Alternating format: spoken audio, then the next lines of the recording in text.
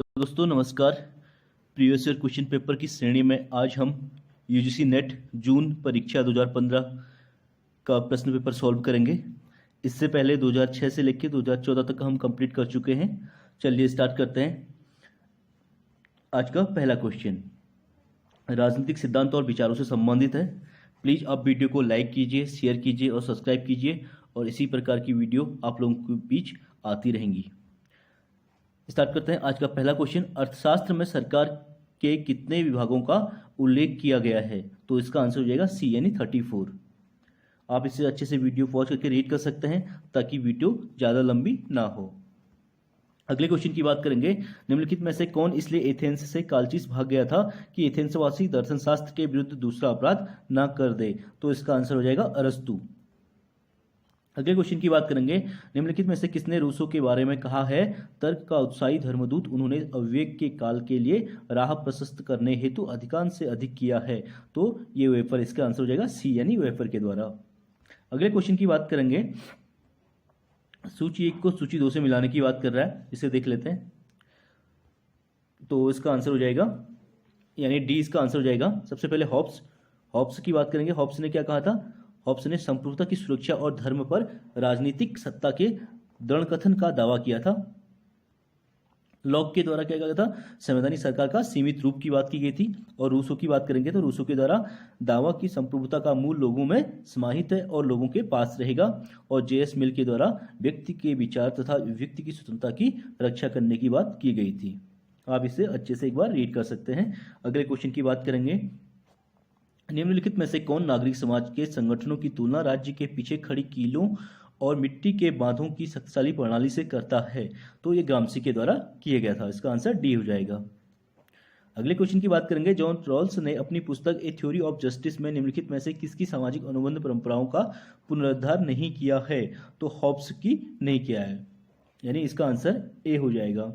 अगले क्वेश्चन की बात करेंगे। निम्नलिखित में से किसने कहा कि धर्म में भक्ति आत्मा की मुक्ति का मार्ग हो सकता है, परंतु राजनीति में भक्ति या वीर पूजा अपकर्ष और संभावित तानाशाही के लिए सुनिश्चित मार्ग है? तो ये बी आर अम्बेडकर के द्वारा कहा गया था। अगले क्वेश्चन की बात करेंगे। किसने कहा है इसलिए ब्रूट्स की तलवार पवित्र है, इसलिए शिवाजी का बागनख न्यायसंगत है, इसलिए चार्ल्स प्रथम का सिर कटवा देना न्यायोचित कर्म है, इसलिए विलियम टेल का तीर दिव्य है? तो इसका आंसर हो जाए बी.डी. सावरकर। आप इसे देख सकते हैं, विकल्प 4 सही है। बी.डी. सावरकर ने कहा कि इसलिए ब्रुट्स की तलवार पवित्र है, इसलिए शिवाजी का वाग्नख न्यायसंगत है, इसलिए चार्ल्स प्रथम का सिर कटवा देना न्यायोचित कर्म है, इसलिए विलियम टेल का तीर दिव्य है। अगले क्वेश्चन की बात करेंगे। तुलनात्मक राजनीति और राजनीतिक विश्लेषण से संबंधित निम्नलिखित में से कौन सा ईस्टर्न के व्यवहारवाद की बौद्धिक आधारशिलाओं का लक्षण नहीं है? तो स्तरीकरण इसका आंसर नहीं है। बाकी नियमितताओं की बात की गई थी उनके द्वारा, मान्यताओं की बात की गई थी, और विशुद्ध विज्ञान की बात डेविड ईस्टर्न के द्वारा की गई थी। बाकी और भी हैं इसमें, आप देख सकते हैं, इसको रीड कर सकते हैं। अगले क्वेश्चन की बात करेंगे। निम्नलिखित में से कौन सा फुकुयामा के लिए उदारवादी लोकतंत्र के विजुअल्लास का प्रमुख कारक नहीं है? तो इसका आंसर हो जाए डी, उदारवाद का विजुअल्लास विचारधाराओं की अपेक्षा अर्थव्यवस्था के रूप में अधिक है। ये नहीं है। मान्यता के लिए संघर्ष, प्रकृति पर विज्ञान के अधिकार का तर्क, उदारवादी लोकतंत्र में प्रमुख विरोधाभासों का अभाव, ये तीनों राइट हो जाएंगे। अगले क्वेश्चन की बात करेंगे। 1950 के दशक के मध्य से तुलनात्मक राजनीति की प्रमुख प्रवृत्तियां निम्नलिखित क्षेत्रों में रही हैं? तो इसका आंसर हो जाएगा यानी 11th क्वेश्चन की बात करेंगे डी।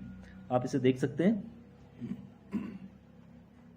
इसका राजनीतिक व्यवस्था विश्लेषण उपागम, संरचनात्मक प्रकारात्मक उपागम, मार्क्सवादी लेनिनवादी उपागम, राजनीतिक विकास उपागम और राजनीतिक संस्कृति उपागम। अगले क्वेश्चन है सूची 1 से सूची 2 को मिलाने की बात कर रहा है, इसे देख लेते हैं। इसका आंसर हो जाएगा सी, विकल्प हो जाएगा, यानी कार्ल डाइस के द्वारा क्या दिया गया था? अभिग्राहक की बात की गई थी। हंटिंगटन के द्वारा आधुनिकीकरण बहुपक्षीय प्रक्रिया की बात की गई थी। पेरेटो के द्वारा अभिजन का संचरण की बात की गई थी। और डेविड ईस्टर्न के द्वारा द ग्रेट कीपर्स की बात की गई थी। नेक्स्ट क्वेश्चन की बात करेंगे। निम्नलिखित में से कौन व्यवस्था अनुरक्षण और व्यवस्था अवस्थिति में विभेद करते हैं? तो 13 का आंसर हो जाएगा बी, यानी डेविड ईस्टर्न। नेक्स्ट क्वेश्चन है। निम्नलिखित पुस्तकों को उनके प्रकाशित होने के क्रम में व्यवस्थित करने की बात करा है, इसे देख लेते हैं। सबसे पहले the civic culture, political attitude and democracy in 5 nation, उसके बाद the end of history and the last man, तीसरी हो जाएगी डेमोक्रेटाइजेशन थ्योरी एंड प्रैक्टिस, और डी हो जाएगा कंपैरेटिव फेडरलिज्म की बात करेंगे। अगला क्वेश्चन है निम्नलिखित संकल्पनाओं को उनके आने वाले क्रम में व्यवस्थित करने की बात करा है, इसको भी, इसका आंसर भी सी हो जाएगा। सबसे पहले विधि की उचित प्रक्रिया की बात करते हैं, उसके बाद नेक्स्ट हो जाएगा लोकतांत्रिक केंद्रीकरण की बात, और अगला नवीन लोकतंत्र, और अंतिम हो जाएगा प्रतिपुष्टि व्यवस्था। अगले क्वेश्चन की बात करेंगे, हम संविधान के अंतर्गत हैं लेकिन संविधान वही है जो न्यायाधीश कहते हैं, संयुक्त राज्य अमेरिका के अतिरिक्त निम्नलिखित में से किस देश के लिए यह लागू हो सकता है? तो इसका आंसर हो जाएगा बी, यानी भारत के लिए। आप इसे अच्छे से एक बार रीड कर सकते हैं। अगले क्वेश्चन की बात करेंगे, निम्नलिखित में से किसने द फेडरल पेपर्स लिखा है? तो फेडरल पेपर्स जो है जेम्स मैडिसन के द्वारा लिखा गया था। अगले क्वेश्चन की बात करेंगे, निम्नलिखित में से किसने यह तर्क दिया कि सत्ता के सिद्धांत में विश्वास व्यवस्था को सुरक्षित रखने का एकमात्र विश्वसनीय माध्यम है? ये जोसेफ डी मैस्ट्रे के द्वारा कहा गया था। अगले क्वेश्चन की बात करेंगे, निम्नलिखित में से किसने यह तर्क दिया कि निर्वाचन प्रणाली दलीय व्यवस्था की प्रकृति को निर्धारित करती है? ये शुम्पीटर के द्वारा कहा गया था। आप इसे रीड कर सकते हैं एक बार, शुम्पीटर के द्वारा क्या क्या कहा गया था। अगले क्वेश्चन की बात करेंगे, नीचे दो कथन दिए गए हैं, ठीक है, अभिकथन और कारण से संबंध है, इसको देख लेते हैं। 1960 के दशक के मध्य में राजनीतिक विकास उपागम की आलोचना की गई, और इसका कथन जो है संयुक्त राष्ट्र और पश्चिमी यूरोप के अनुभव पर आधारित इस उपागम की तीसरी दुनिया में सीमित प्रासंगिकता थी, यानी इसका आंसर हो जाएगा ए और आर दोनों सही हैं, और इसकी व्याख्या भी सही है। अगले क्वेश्चन की बात करेंगे, भारतीय शासन एवं राजनीति से संबंधित भारत के संविधान की प्रस्तावनाओं में प्रतिस्थापित निम्नलिखित शब्दों का सही क्रम क्या है? तो इसका आंसर हो जाएगा बी, यानी सबसे पहले आएगा न्याय की बात की गई थी, उसके बाद स्वतंत्रता की बात की गई थी, उसके बाद समानता, और अंत में भ्रातृत्व की बात की गई थी। आप इसमें देख सकते हैं, ये प्रिम्बल में आपको दिया गया है। अगले क्वेश्चन की बात करेंगे, भारत में रहने वाले विदेशियों के लिए निम्नलिखित में से कौन से अधिकार उपलब्ध हैं? तो इसका आंसर हो जाएगा बी, यानी ए और बी, कानून के समक्ष समानता, और दूसरा शिक्षा का अधिकार। बाकी भारतीय नागरिकों एवं विदेशियों दोनों को प्राप्त जो मूल अधिकार हैं, विधि के समक्ष समानता एवं विधि के समान संरक्षण, आर्टिकल 14, अपराधों के लिए दोष सिद्धि के संबंध में संरक्षण, आर्टिकल 20, और प्राण एवं दैहिक स्वतंत्रता का संरक्षण, आर्टिकल 21, और प्रारंभिक शिक्षा का अधिकार, आर्टिकल 21A। केवल भारतीय नागरिकों को प्राप्त होने वाले मूल अधिकार जो है, आप इनको रीड कर सकते हैं। केवल धर्म, मूल, वंश, जाति, लिंग, जन्मस्थान के आधार पर विभेद का प्रतिषेध, आर्टिकल 15, और विचार, अभिव्यक्ति, शांतिपूर्ण सम्मेलन, निर्बाध विचरण एवं निवास तथा संघ बनाने की स्वतंत्रता, आर्टिकल 19 में आता है। अगले क्वेश्चन की बात करेंगे, निम्नलिखित में से कौन भारत सरकार का प्रथम विधि अधिकारी होता है? तो भारत का महान्यायवादी, आर्टिकल 76 के अंतर्गत आते हैं। अगले क्वेश्चन की बात करेंगे, निम्नलिखित में से किसे भंग नहीं किया जा सकता परंतु समाप्त किया जा सकता है? तो इसका आंसर हो जाएगा सी, राज्य विधान परिषद को। आर्टिकल 169 के अंतर्गत विधान परिषद का उल्लेख किया गया है। अगले क्वेश्चन की बात करेंगे, आप इसे देख सकते हैं, राज्यपाल द्वारा नियुक्त किए गए निम्नलिखित में से किसे राज्यपाल द्वारा ही हटाया जा सकता है? तो इसका आंसर हो जाएगा बी, यानी ए, बी और डी, महाधिवक्ता को, राज्य वित्त आयोग के सदस्य को, और राज्य विश्वविद्यालय के कुलपति को। राज्य लोक सेवा आयोग के सदस्य को राष्ट्रपति के द्वारा हटाया जाता है, यानी सी इसका रॉन्ग हो जाएगा। अगले क्वेश्चन की बात करेंगे, अनुच्छेद 356 के अंतर्गत किसी राज्य में राष्ट्रपति शासन की अधिकतम अवधि क्या हो सकती है? तो अधिकतम अवधि जो है 3 वर्ष हो सकती है, इसका आंसर जो है सी हो जाएगा। अगला क्वेश्चन है, भारत के संविधान संशोधन की प्रक्रिया के संबंध में निम्नलिखित में से कौन सा कथन सत्य नहीं है? तो बात करेंगे तो इसका आंसर हो जाएगा 27 क्वेश्चन का आंसर हो जाएगा बी। आप इसे देख सकते हैं, अनुच्छेद 368 में संविधान में संशोधन की प्रक्रिया का निम्नलिखित तरीकों से उल्लेख किया गया है। संविधान में संशोधन संबंधी विधेयक संसद की किसी भी सदन में रखा जा सकता है। इस विधेयक को दोनों सदनों में विशेष बहुमत से पारित कराना अनिवार्य होता है। राज्य विधानसभाएं संविधान में संशोधन का प्रस्ताव नहीं कर सकती हैं, और प्रत्येक सदन में इस विधेयक को अलग अलग पारित कराना अनिवार्य है। दोनों सदनों के बीच असहमति होने पर संयुक्त बैठक का प्रावधान किया जाता है। राष्ट्रपति इस विधेयक पर अपनी सहमति दंगे हुए न तो विधेयक को अपने पास रख सकते हैं और न ही संसद के पास पुनर्विचार के लिए भेज सकते हैं। अगले क्वेश्चन की बात करेंगे, निम्नलिखित में से कौन सी स्थिति में संसद राज्य सूची में उल्लिखित विषयों पर विधान नहीं बना सकती है। ये इसका आंसर हो जाए ए, यदि लोकसभा यह निर्णय कर ले कि राज्य सूची में उल्लिखित विषय राष्ट्रीय महत्व का है। अगले क्वेश्चन की बात करेंगे, उच्चतम न्यायालय के न्यायाधीश को हटाने के लिए संसद द्वारा पारित किसी भी संकल्प की जिस समिति द्वारा जांच की जाती है उसमें शामिल होते हैं। तो उसमें शामिल जो है उच्चतम न्यायालय के 2 न्यायाधीश तथा एक विधि विशेषज्ञ शामिल होते हैं। अगले क्वेश्चन की बात करेंगे, सूची 1 को सूची 2 से मिलाने की बात करें, आंदोलन और नेता से संबंधित है, इसको देख लेते हैं। इंडिया अगेंस्ट करप्शन की बात अन्ना हजारे ने, नर्मदा बचाओ आंदोलन मेघा पाटेकर थे, राइट टू इन्फॉर्मेशन मूवमेंट जो है अरुणा रॉय के द्वारा चलाया गया था, और भारतीय किसान यूनियन की बात करें तो महेंद्र सिंह टिकैत के द्वारा, वर्तमान से संबंधित है। अगला क्वेश्चन है लोक प्रशासन से संबंधित, सूची 1 को सूची 2 से मिलाने की बात कर रहा है, इसे देख लेते हैं। MP फॉलेट के द्वारा मनोवैज्ञानिक उपागम दिया गया था, हर्बर्ट साइमन के द्वारा तर्कसंगत उपागम की बात की गई थी, माइकल डी कोहेन के द्वारा गार्बेज कैन मॉडल दिया गया था, और अमित ताई एट जियोनी के द्वारा मिक्स्ड स्कैनिंग मॉडल दिया गया था। नेक्स्ट क्वेश्चन की बात करेंगे, उस खंड का नाम क्या है जिसने American society of public administration के कंपैरेटिव एडमिनिस्ट्रेटिव ग्रुप को प्रतिस्थापित किया था। तो इसका आंसर होगा D, section on international and comparative public administration. अगले क्वेश्चन की बात करेंगे, मास्लो की अभिविचारित मानवीय आवश्यकताओं को सही क्रम में व्यवस्थित कीजिए। तो इसका आंसर हो जाएगा डी, यानी सबसे पहले शारीरिक की बात करेंगे, दूसरे में सुरक्षा, तीसरे में दायित्व, और फोर्थ आत्मसम्मान, और अंतिम हो जाएगा स्ववास्तविकीकरण। अगला क्वेश्चन है, नीचे दिए गए कथन को अभिकथन और तर्क दिया गया है, इसको देखना है। स्टाफ और सहायक अभिकरण दोनों लाइन अभिकरणों की सहायता करते हैं, परंतु ये एक दूसरे से भिन्न होते हैं। सहायक अभिकरणों की कोई प्रचालनीय जिम्मेदारियां नहीं होती हैं। तो इसमें जो हो जाए सी हो जाएगा, ए सत्य है परंतु क्या आर असत्य है। आप इसे देख सकते हैं एक बार अच्छे से। अगले क्वेश्चन की बात करेंगे, मूने एवं रिले ने नेताओं के वर्गीकरण में निम्नलिखित में से किस प्रकार के नेताओं को शामिल नहीं किया है। तो औपचारिक नेताओं को उसमें शामिल नहीं किया गया है, बाकी उपाधिधारी नेता, नियंत्रक और अच्छे आयोजकों को शामिल किया गया है। अगला क्वेश्चन है, ऑस्टिन रैमे की सार्वजनिक नीति के तत्वों में निम्नलिखित में से कौन एक सम्मिलित नहीं है। तो उद्देश्यों पर पुनर्विचार यानी डी इसमें शामिल नहीं है, बाकी तीनों हैं। अगले क्वेश्चन की बात करेंगे, आसीटन समिति 1944 ने सिविल सेवकों के प्रशिक्षण के उद्देश्यों में निम्नलिखित में से किस एक को सम्मिलित नहीं किया। तो इसमें शामिल नहीं किया था, नेतृत्व गुणों का विकास करना शामिल नहीं था, बाकी विश्वसनीय कार्य कौशल प्रदर्शित करना, लचीलापन और प्रशिक्षु की सोच को व्यापक बनाना, ये तीनों शामिल थे। 1994 में इंग्लैंड में गठित एसेटन समिति जो प्रशिक्षण से संबंधित थी, ट्रेनिंग से संबंधित थी। अगले क्वेश्चन की बात करेंगे, अमेरिका में नियुक्त किए गए आयोगों समितियों का निम्नलिखित में से कौन सा आरोही क्रम सही है। तो 38 का आंसर हो जाएगा सी। सबसे पहले टैफ्ट कमीशन, फिर ब्राउनलो कमेटी बनाई गई थी, फिर हुअर कमीशन, और अंतिम द ग्रेस कमीशन। आप इसे देख सकते हैं। अगले क्वेश्चन की बात करेंगे, किसने नौकरशाह को सत्ताधारी सेवक कहा था। तो रॉबर्ट के मर्टन के द्वारा कहा गया था।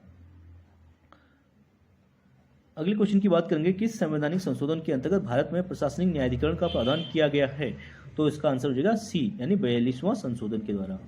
अंतर्राष्ट्रीय संबंधों से संबंधित अगले क्वेश्चन की बात करेंगे, निम्नलिखित में से कौन अंतर्राष्ट्रीय राजनीति को स्वायत्त अनुशासन मानते हैं। तो इसका आंसर हो जाएगा डी, यानी ए, बी और D. CW Manning, Carlin M Kapoor और हॉब्सन। मार्टिन राइट इसमें सम्मिलित नहीं है। अगले क्वेश्चन की बात करेंगे, निम्नलिखित में से कौन युग्म सम्मिलित है। नीचे दी गई कूटू से सही उत्तर का चयन करेंगे। 42 का आंसर हो जाएगा ए। इसे देख लेते हैं। सबसे पहले the control of the arms race Hedley Bull के द्वारा, some economic aspects of disarmament L ग्रोमो एंड वी स्टेक्चो, the challenge of the 1960s James P Warburg के द्वारा, और विनिंग विद आउट वॉर जो है इसका लेखक पता नहीं है अभी, ठीक है। अगले क्वेश्चन की बात करेंगे, निम्नलिखित में से कौन सा सौदेबाजी सिद्धांत से संबंधित नहीं है। तो सौदेबाजी सिद्धांत से संबंधित केनेथ वॉल्श नहीं है, जो यथार्थवादी विचारक हैं। JF नेस, थॉमस सेलिंग और रोजर फिशर इससे संबंधित हैं। अगले क्वेश्चन की बात करेंगे सॉरी फ्रेंड, निम्नलिखित में से कौन सी पुरानी कूटनीति की मुख्य विशेषता नहीं थी। तो इसकी आंसर हो जाएगा पारदर्शिता, यानी सी। नेक्स्ट क्वेश्चन है, ब्रेजनेव ने एशियन सामूहिक सुरक्षा व्यवस्था की अवधारणा का प्रतिपादन किस वर्ष किया था। तो 1969 में किया था, यानी इसका आंसर जो है सी हो जाएगा। आप इसे अच्छे से ब्रेजनेव का जो स्टेटमेंट दिया गया था उनके द्वारा इसे रीड कर सकते हैं। अगले क्वेश्चन की बात करेंगे, निम्नलिखित में से संयुक्त राष्ट्र संगठन के चार्टर का कौन सा अनुच्छेद क्षेत्रीय संगठनों से संबंधित है। तो इसका आंसर 46 का आंसर हो जाएगा ए। 46 का ए, आप इसे देख सकते हैं। नेक्स्ट क्वेश्चन की बात करेंगे, निम्नलिखित देशों में से कौन सा देश आसियान का सदस्य नहीं है? तो उत्तरी कोरिया जो है आसियान का सदस्य नहीं है। लाओस, कंबोडिया और वियतनाम तीनों आसियान के सदस्य हैं। आप इसे देख सकते हैं। आसियान के मौजूद 10 सदस्य राष्ट्रों में Indonesia, Malaysia, Philippines, Singapore, Thailand, Brunei, Vietnam, Laos, Myanmar एवं कंबोडिया हैं। अगले क्वेश्चन की बात करेंगे, मूलतः संयुक्त राष्ट्र संघ की सुरक्षा परिषद की कुल सदस्य संख्या कितनी थी? तो इसका आंसर हो जाएगा सी यानी 11, 5 स्थायी और 6 अस्थायी। अगला क्वेश्चन है, हाल ही में फ्रांस भारत में किस स्थान पर परमाणु ऊर्जा संयंत्र स्थापित करने के लिए सहमत हुआ है? तो इसका आंसर हो जाएगा डी यानी जैतापुर में। अगले क्वेश्चन की बात करेंगे, आज का अंतिम क्वेश्चन सूची दो से मिलाने की बात कर रहा है, इसे देख लेते हैं। दूसरा गुट निरपेक्ष शिखर सम्मेलन काहिरा में हुआ था, तीसरा गुट निरपेक्ष सम्मेलन लुसाका में हुआ था, और चौथा गुट निरपेक्ष शिखर सम्मेलन अल्जियर्स में हुआ था, और पांचवां गुट निरपेक्ष शिखर सम्मेलन कोलंबो में हुआ था। चलिए फ्रेंड्स, आज के लिए इतना काफ़ी, बाकी नेक्स्ट वीडियो में करेंगे। प्लीज़ वीडियो को लाइक कीजिए, शेयर कीजिए, सब्सक्राइब कीजिए, ताकि हमें मोटिवेशन मिले और हम इसी प्रकार आप लोगों के लिए और वीडियो लाते रहें। Thank you so much. Hello दोस्तों, नमस्कार। प्रीवियस ईयर क्वेश्चन पेपर की श्रेणी में आज हम बात करेंगे यूजीसी नेट जून परीक्षा 2015 का तृतीय प्रश्न पत्र। इससे पहले दूसरा कंप्लीट कर चुके हैं और साथ ही 2006 से लेकर 2014 तक के हम कंप्लीट कर चुके हैं। चलिए स्टार्ट करते हैं। आज का पहला क्वेश्चन राजनीतिक सिद्धांत से संबंधित। प्लीज़ वीडियो को लाइक कीजिए, शेयर कीजिए, सब्सक्राइब कीजिए, ताकि हमें मोटिवेशन मिले और हम अधिक से अधिक वीडियोज आप लोगों के लिए लाके रहें। चलिए स्टार्ट करते हैं। आज का पहला क्वेश्चन, निम्नलिखित में से किसका कथन है कि उत्तर व्यवहारवाद सही अर्थों में क्रांति है, न कि प्रतिक्रिया, संभवतः है, न कि संरक्षण, सुधार है, न कि प्रति सुधार? तो इसका आंसर हो जाएगा सी यानी डेविड ईस्टन के द्वारा ये कहा गया था। आप इसको अच्छे से वीडियो पॉज करके रीड कर सकते हैं, ताकि आप लोगों को अच्छे समझ में आए। अगर हम रीड करने लगे तो वीडियो बहुत लंबी हो जाएगी। प्लीज़ आप वीडियो पॉज करके अच्छे से रीड कर सकते हैं। अगले क्वेश्चन की बात करेंगे, निम्नलिखित में से किसने कहा कि हम अपने मूल्यों को उस प्रकार नहीं छोड़ सकते जैसे हम अपना कोट उतारते हैं? तो इसका आंसर भी डेविड ईस्टन के द्वारा हो जाएगा। अगले क्वेश्चन की बात करेंगे, राजनीतिक दार्शनिक से संबंधित। निम्नलिखित में से किसने आरंभिक उदारवाद को स्वतत्वबोधक व्यक्तिवाद के रूप में निरूपित किया है? तो इसका आंसर हो जाएगा सीबी मैकफर्सन के द्वारा, यानी सी इसका आंसर हो जाएगा। अगले क्वेश्चन की बात करेंगे, आप इसे देख सकते हैं। मैकफर्सन के अनुसार उदारवादी चिंतन 17वीं शताब्दी से ही अव्यक्त धारणा पर आधारित रहा है। इस धारणा को मैकफर्सन ने स्वत्वमूलक व्यक्तिवाद की संज्ञा दी है। अगला क्वेश्चन स्टेटमेंट से संबंधित है। एफ हेग के अनुसार राज्य का हस्तक्षेप और समूहवाद अपने संयत स्वरूप में भी निसंदेह स्वतंत्रता का अपर्दन करते हैं। वे निर्बाध व्यापार के समर्थक हैं और कीन्स के अर्थशास्त्र तथा कल्याणकारी राज्य के विरोधी हैं। तो इसका आंसर हो जाएगा ए और आर दोनों सही हैं और उसकी व्याख्या भी सही है। अगले क्वेश्चन की बात करेंगे, निम्नलिखित में से कौन सा कथन सत्य नहीं है? तो इसका आंसर हो जाएगा डी। डेनियल बेल ने उद्देश्यहीन विचारधारा के बारे में चर्चा की है। डेनियल बेल ने उद्देश्यहीन विचारधारा के बारे में चर्चा की है, यह कथन गलत है। कौन सा सत्य नहीं है पूछा गया था, तो इसका आंसर डी हो जाएगा। अगले क्वेश्चन की बात करेंगे, किसके लिए विचार न कि उत्पादन की भौतिक स्थिति क्रांति के प्रभावी कारण है?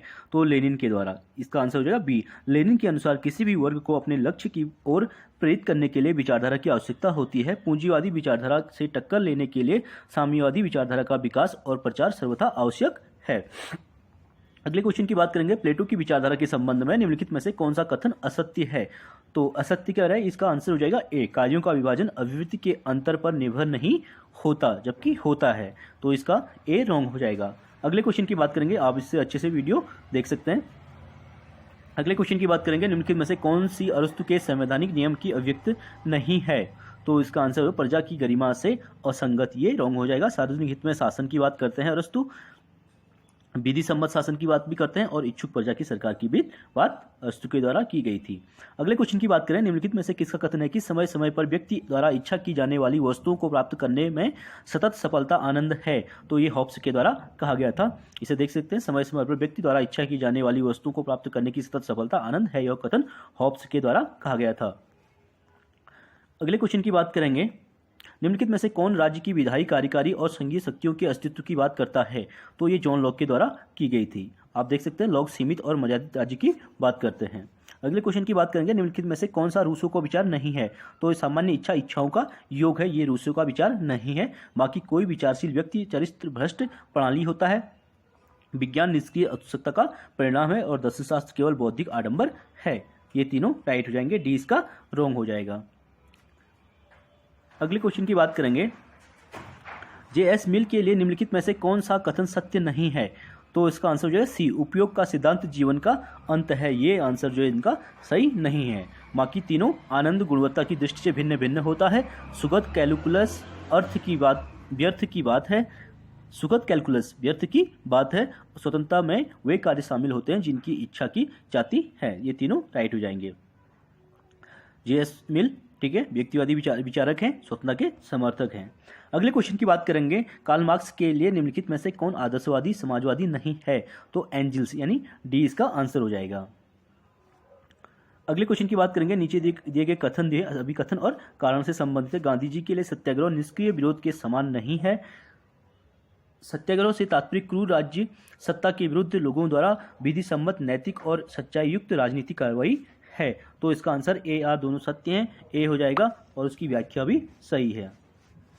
अगले क्वेश्चन की बात करेंगे, किसने नारा दिया नियंत्रण नहीं तो सहयोग नहीं? ये अरविंदो के द्वारा दिया गया था, नियंत्रण नहीं तो सहयोग नहीं। अगले क्वेश्चन की बात करेंगे, तुलनात्मक राजनीति एवं विश्व के प्रमुख संविधानों से संबंधित है। राजनीतिक विकास की निम्नलिखित विशेषताओं का सही क्रम क्या है? तो इसका आंसर हो जाएगा ए, यानी सबसे पहले क्षमता, समानता और विभेदीकरण, यानी तीनों लुसियन पाई के द्वारा दिए गए थे। ये तीनों राइट हो जाएंगे। अगले क्वेश्चन की बात करेंगे, डेविड स्टर्न के अनुसार निम्नलिखित विनियामक तंत्रों का सही क्रम क्या है? तो 17 का आंसर हो जाएगा बी, इसे देख सकते हैं आप, यानी तीसरा, दूसरा, चौथा और फोर्थ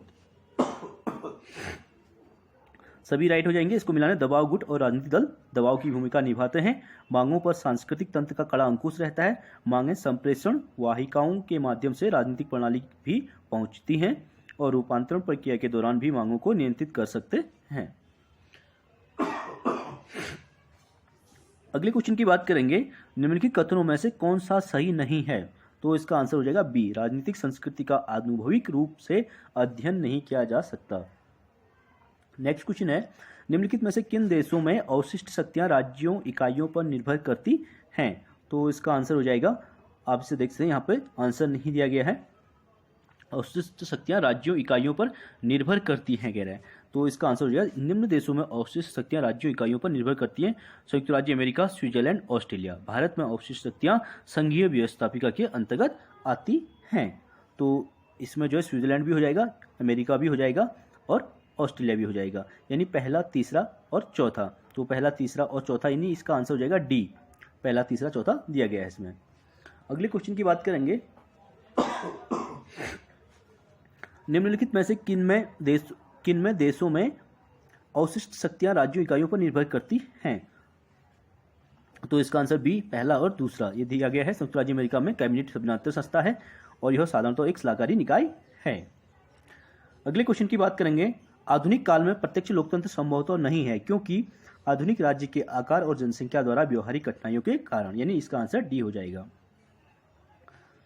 अगले क्वेश्चन की बात करेंगे,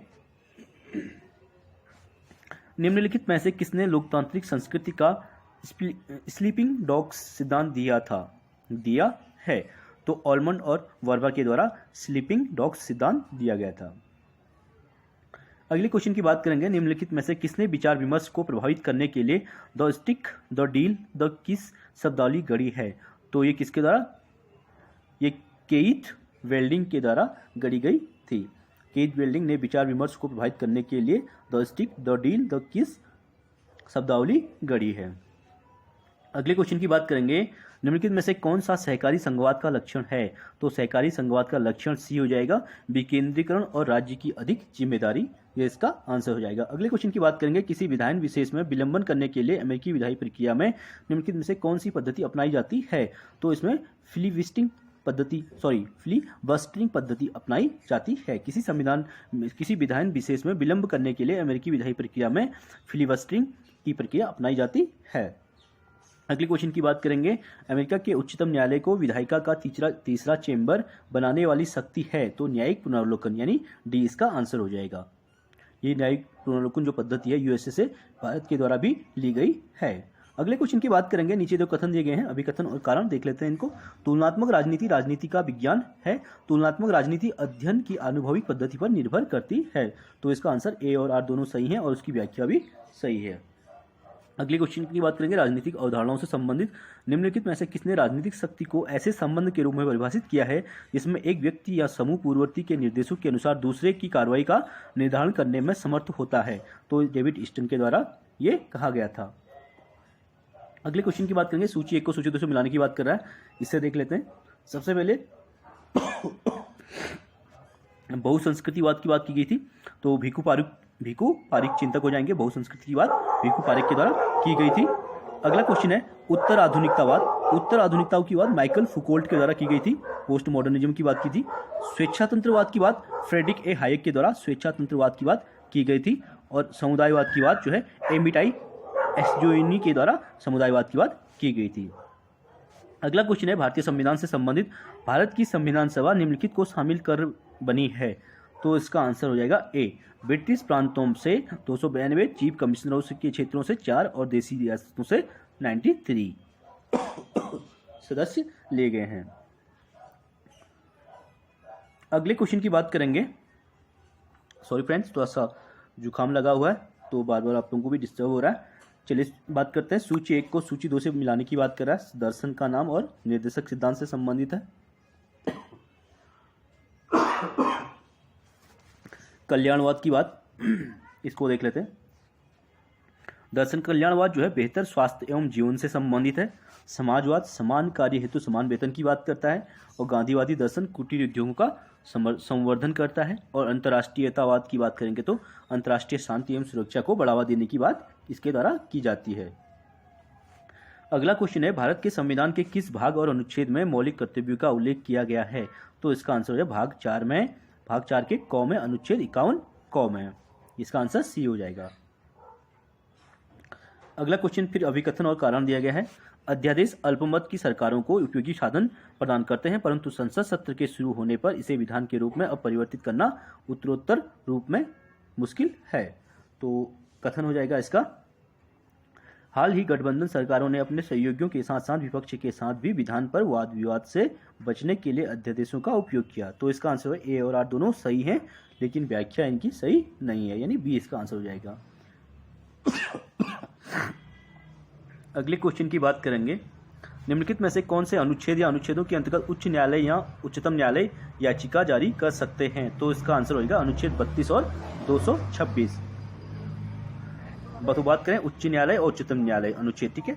उच्च न्यायालय जो है के द्वारा आर्टिकल 32 और उच्चतम न्यायालय के द्वारा 226 के अंतर्गत याचिका जारी की जाती है। अगले क्वेश्चन की बात करेंगे, सॉरी इसका एक्सप्लेनेशन मुझे लगता है रॉन्ग है, ठीक है। उच्चतम न्यायालय के द्वारा आर्टिकल 32 और उच्च न्यायालय की बात करेंगे तो 226 के अंतर्गत याचिका जारी की जाती है, यानी इसका आंसर जो है सी है। आप अगले क्वेश्चन देख सकते हैं, राज्य का नाम और राज्य की मांग दी गई है। इसमें कह रहा है गलत युग्म की पहचान कीजिए, तो इसका आंसर उत्तर प्रदेश गोरखालैंड ये जो है रॉन्ग हो जाएगा। बाकी गुजरात सौराष्ट्र यानी महाराष्ट्र, ठीक है, राजस्थान मध्य प्रदेश और महाराष्ट्र विदर्भ ये तीनों राइट हो जाएंगे। अगले क्वेश्चन की बात करेंगे, निम्नलिखित में से कौन संविधान सभा के उद्घाटन सत्र के अध्यक्ष थे, तो इसका आंसर डॉक्टर सत्यानंद सिन्हा। अगले क्वेश्चन की बात करेंगे, निम्नलिखित में से कौन संवैधानिक निकाय है, विश्वविद्यालय अनुदान आयोग, संघ लोक सेवा आयोग, राष्ट्रीय मानवाधिकार आयोग, राष्ट्रीय अल्पसंख्यक आयोग। इसका आंसर डी हो जाएगा, पहला विश्वविद्यालय अनुदान आयोग और तीसरा राष्ट्रीय मानवाधिकार आयोग और डी राष्ट्रीय अल्पसंख्यक आयोग सांविधिक निकाय हैं, क्योंकि इनका संविधान में वर्णन नहीं किया गया है और राष्ट्रीय मानवाधिकार आयोग का संविधान में वर्णन है, इसलिए ये संवैधानिक आयोग हो जाएगा। अगले क्वेश्चन की बात करेंगे, उच्चतम न्यायालय द्वारा सेल्वी मामले में दिए गए निर्णय 2010 में निम्नलिखित में से किस अधिकार को मान्यता प्रदान की गई है, तो इसका आंसर हो जाए जम्मू और कश्मीर में संपत्ति खरीदने का अधिकार, यानी बी इसका आंसर हो जाएगा।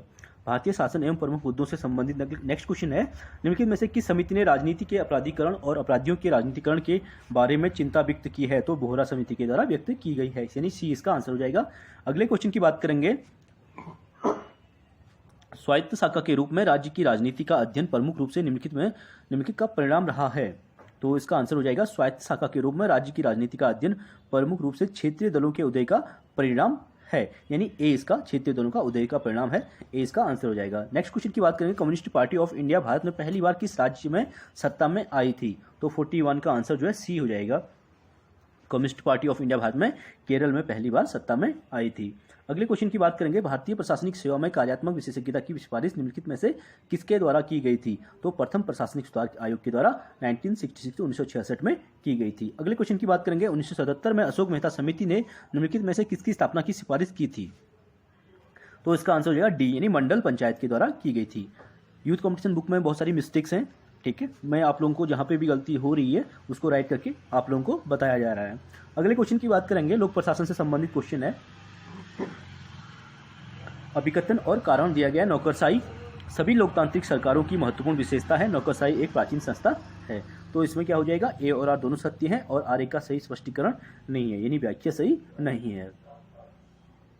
अगले क्वेश्चन की बात करेंगे, नीचे दिए गए कूट का उपयोग करते हुए शाखा के रूप में लोक प्रशासन के विकास में निम्नलिखित चरणों का सही कालक्रम सजाइए। तो 45 का आंसर हो जाएगा राजनीतिक प्रशासन द्विभाजन की बात 1887 से 1976 के बीच, राजनीति सिद्धांत उपागम की बात 1927 से 1937 और पारिस्थितिक उपागम जो है एफडब्ल्यू रिक्स के द्वारा दिया गया था और लोभ नीति उपागम दिया गया था, ये डेट इसमें मिस की है। अगले क्वेश्चन की बात करेंगे, लोक प्रशासन के पब्लिक चॉइस अप्रोच किस दशक में अस्तित्व में आया था? तो 1960 के दशक में। इसको देख सकते हैं, लोक प्रशासन के पब्लिक चॉइस अप्रोच 1960 के दशक में अस्तित्व में आया था। किसने नेतृत्व का विश्लेषण सर्कुलर रिस्पॉन्स के रूप में किया है? ये क्वेश्चन बार बार रिपीट हो रहा है, तो इसका आंसर हो जाएगा MP फॉलेट के द्वारा। अगले क्वेश्चन की बात करेंगे, निम्नलिखित में से कौन सी औपचारिक संगठन के बारे में बनार्ड के सिद्धांत की विशेषता नहीं है? तो सामान्य उत्प्रेरक नहीं है, संचार, सामान्य प्रयोजन, सहयोग करने की इच्छा, ये तीनों बनार्ड के द्वारा कही गई हैं। आप इसे अच्छे से एक बार रीड कर सकते हैं। अगले क्वेश्चन की बात करेंगे, निम्नलिखित में से कौन सी समिति के नौकरशाहों की राजनीतिक गतिविधियों से संबंधित थी? तो मास्टरमैन समिति जो है राजनीतिक नौकरशाहों की राजनीतिक गतिविधियों से संबंधित थी, मास्टरमैन समिति। अगले क्वेश्चन की बात करेंगे, निम्न कथनों पर विचार कीजिए, नीचे दिए कूटों का प्रयोग करते हुए उत्तर का चयन कीजिए। संयुक्त राज्य अमेरिका के नागरिक सेवा सुधार अधिनियम 1978 ने जारी किया है। तो इसका आंसर हो जाए बी, यानी कि दूसरा और तीसरा, मध्यम प्रबंधकीय कार्मिकों के लिए योग्यता वेतन का प्रावधान और निष्पादन मूल्यांकन प्रणाली। आप इसे एक बार देख सकते हैं। अगले क्वेश्चन की बात करेंगे, अभिकथन और कारण दिया गया है। हेनरी फ्योल ने प्रबंधन गतिविधि के प्रमुख कार्य के रूप में 5 तत्वों की पहचान की है। हेनरी फ्योल के अनुसार किसी संगठन के उच्च स्तर पर तकनीकी ज्ञान की अपेक्षा प्रशासनिक ज्ञान की आवश्यकता होती है। तो इसका आंसर बी हो जाएगा। ए और आर दोनों सही है, लेकिन व्याख्या सही नहीं है। देख सकते हैं, हेनरी फ्योल ने संगठन के 14 सिद्धांत दिए थे, जिसमें से 5 महत्वपूर्ण माने गए हैं: योजना, संगठन, आदेश, समन्वय और नियंत्रण।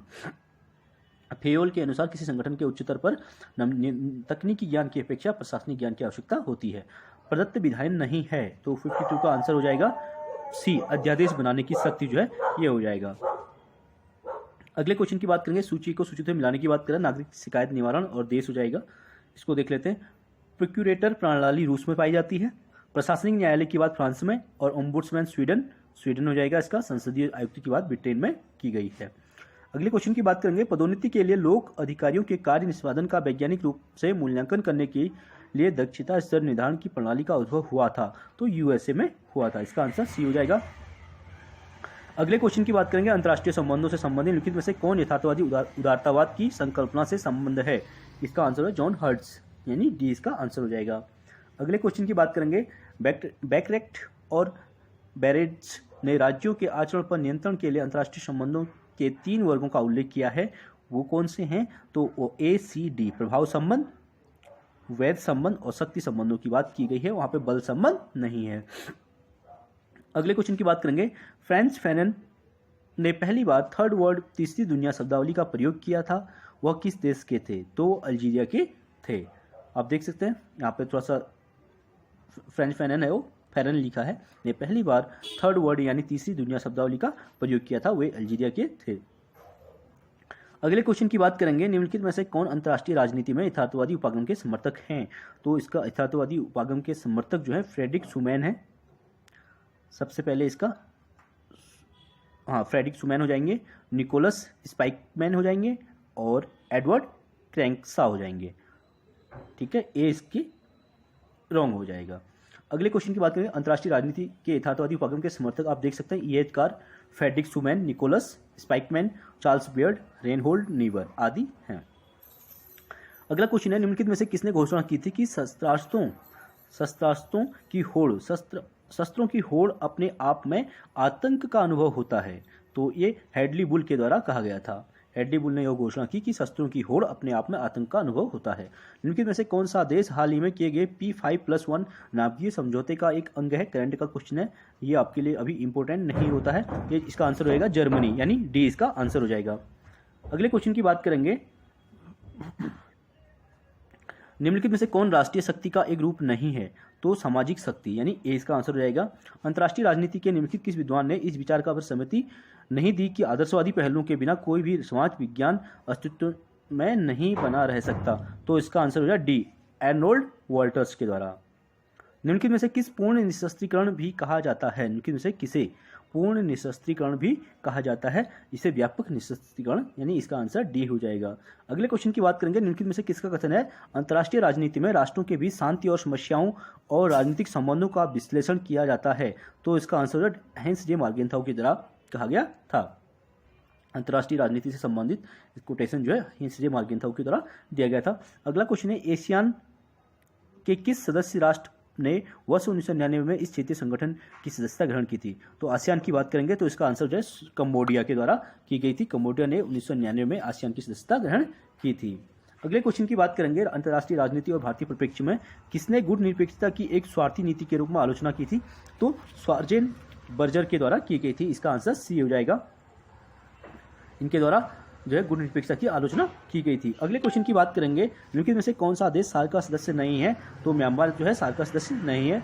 बाकी सभी सार्क के सदस्य भारत, पाकिस्तान, बांग्लादेश, नेपाल, भूटान, मालदीव, अफगानिस्तान, श्रीलंका। म्यांमार सार्क का सदस्य नहीं है।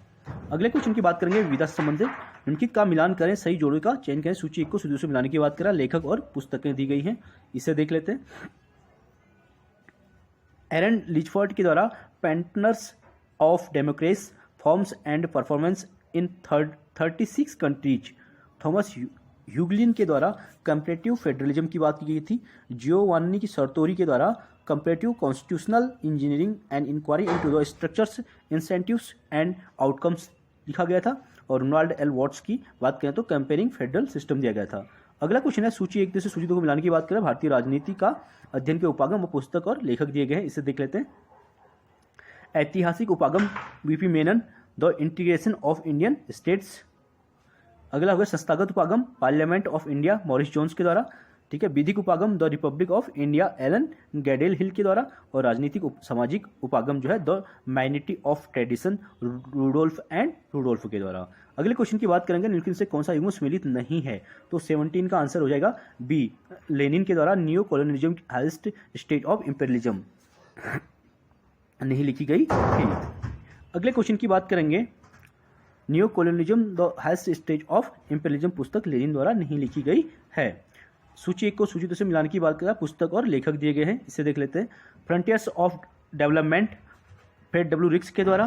पॉलिटिक्स एंड एडमिनिस्ट्रेटिव डेवलपमेंट की बात ब्रैम्प्टी के द्वारा। ब्यूरोक्रेसी एंड पॉलिटिकल डेवलपमेंट जेला पालम्बोरा के द्वारा। और पब्लिक एडमिनिस्ट्रेशन की बात करेंगे तो ए कंपैरेटिव पर्सपेक्टिव फेडरल फेरेल्ड हेडी के द्वारा। अगले क्वेश्चन की बात करेंगे, संगठन के लिए व्यवस्था उपागम के बारे में निम्नलिखित में से कौन सा एक कथन सत्य नहीं है? तो 72 का आंसर हो जाएगा बी, यह संगठन के कतिपय मौलिक सिद्धांतों की ओर ले जाता है। अगले क्वेश्चन की बात करेंगे, पिफनर ने अपने प्रिंसिपल ऑफ एडमिनिस्ट्रेशन में निम्नलिखित में से किसको शामिल नहीं किया? तो इसका आंसर हो जाएगा बी, स्थानीय प्राधिकारियों के कार्य और शक्तियां। पिफनर ने इसको शामिल नहीं किया था। सामग्री और आपूर्ति पद्धतियां और प्रक्रिया, प्रशासनिक जवाबदेही की बात की गई थी उनके द्वारा। ई.एच. कार ने निम्नलिखित में से कौन सी पुस्तक लिखी है? तो ई.एच. कार के द्वारा लिखी गई जो पुस्तक है 20 ईयर्स क्राइसिस लिखी गई थी। अगले क्वेश्चन की बात करेंगे, लेखक और पुस्तक दिए गए थे। इसको देख लेते हैं, लेकिन उसे सही युग में सुमेलित नहीं है कह रहा है। इसका आंसर डी हो जाएगा। विलियम सी ओल्सन के द्वारा द ग्रोथ ऑफ ए डिलिप्सिन लिखी गई थी। G.F. केनन के द्वारा अमेरिकन डिप्लोमेसी, और रसेल एच फीफील्ड के द्वारा the introductory course in international relations की बात की गई थी। और रॉबर्ट जो है ये डी वाला जो है ये international relation a general theory, इसका रॉन्ग हो जाएगा। चलिए फ्रेंड्स, आज के लिए इतना काफ़ी, बाकी नेक्स्ट वीडियो में करेंगे। प्लीज़ वीडियो को लाइक कीजिए, शेयर कीजिए, सब्सक्राइब कीजिए ताकि अधिक से अधिक वीडियो आप लोगों के लिए हम वीडियो लेकर आएँ। Thank you so much.